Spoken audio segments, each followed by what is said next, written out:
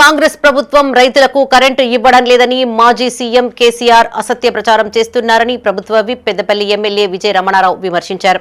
10 ఏళ్లు రాష్ట్రాన్ని పాలించిన వ్యక్తి చిన్నపిల్లాడిలా మాట్లాడడాన్ని ఆయన విజ్ఞతకే వదిలేస్తున్నామని చెప్పారు. పెద్దపల్లి జిల్లా ఓదెల మండలంలోని పలు గ్రామాలలో కొనుగోలు కేంద్రాల ప్రారంభోత్సవం సందర్భంగా ఆయన ఈ వ్యాఖ్యలు చేశారు. బీఆర్ఎస్ పాలనలో కోతల పేరిట రైతులను నిండా ముంచారని ఆరోపించారు. కేసీఆర్ నోరు తెరిస్తే అబద్దాలే మాట్లాడతారని, ఆయన మాటలు నమ్మే స్థితిలో తెలంగాణ ప్రజలు లేరని స్పష్టం చేశారు. మన మాజీ ముఖ్యమంత్రి గారు అసలు 24 గంటల కరెంట్ ఉంటలేదు, రైతులు గోసపడతానన్నారు.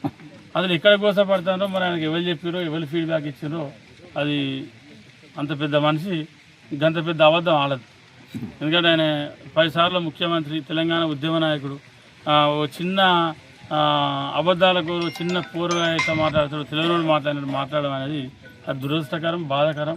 ఎందుకంటే అబద్ధం అన్నప్పుడు ఆ స్థాయి వ్యక్తి అబద్ధం ఆడదు. అంటే ప్రభుత్వానికి మంచి సూచన చేయాలి, ఇంకా మీరు ఇది చేయండి, రైతులకు ఇంకా బాగుంటుంది, ఇంకా మీరు మెరుగైనటువంటి సదుపాయాలు కల్పించాలని చెప్పే ప్రయత్నం చేయాలి వారు. కానీ వారు అట్లా చెప్పలే. ఏంటంటే ఆయన మాట్లాడిన 10 మాటలు మాట్లాడితే ఆయన 8 అబద్ధాలు, పచ్చి అబద్ధాలు. ఇవాళ నేనత్తనే రైతు భరోసా ఇచ్చినట్టాను. అసలు ప్రభుత్వం వచ్చినటువంటి ఈ 2 సంవత్సరాలు 3 నెలల్లో 5 సార్లలో ఒకటేసారి రైతు బంద్ చేయలేదు. ఒకటే టర్మ్. అది ఇప్పుడు రైతులకు 25,42,000 మంది రైతులకు ఈ రాష్ట్రంలో రైతు రుణమాఫీ చేస్తే అప్పుడు 20,000 కోట్ల చిల్లర ఏకకాలంలో మరి రైతు రుణమాఫీ చేసినటువంటి ఆ సందర్భం తప్ప